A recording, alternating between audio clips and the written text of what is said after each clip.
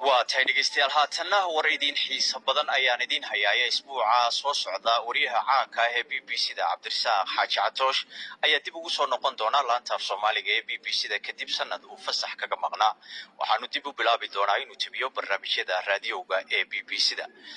taftiraha laanta af Soomaaliga ee BBC-da Cabdilaahi Cabdisheekh ayaa sheegay in soo noqoshada Catoosh ay sare u sii qaadi doonto sida dhegeystayaashu ay ula falgalaan buu yiri wararka ay BBC-du tabiso waxaanu yiri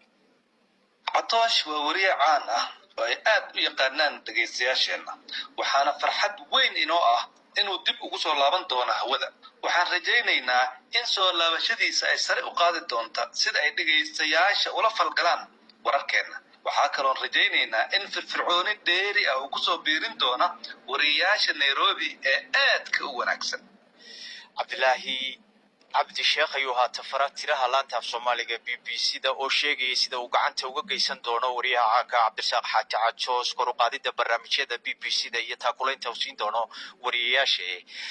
soo laabashadiisu waxay ku soo beegmaysaa dhowr bilood kadib markii dhammaan barnaamijyada raadiyaha laga soo wareejiyay London oo loo soo wareejiyay Bariga Afrika wariyaasha raadiyowga ayaa haatan ka howlgala magaalada Nairobi iyagoo soo saara barnaamijyada lagu dhageysiga badan yahay Soomaaliya dhageystayaasha Soomaalida ah ay u gudbisaa BBC-du 2 saacadood oo barnaamijyo raadiyo ah kaas oo laga helo wararkii ugu dambeeyay falanqayn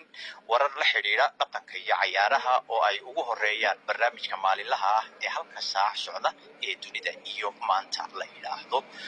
وتاي dhegeystayaal taasi wuxuu ahaa warka xiisaha leh idin hayay iyo soo noqoshada wariyihii aad jecleydeen Cabdirasaaq Xaaji Catoosh bal haatana aynu eegno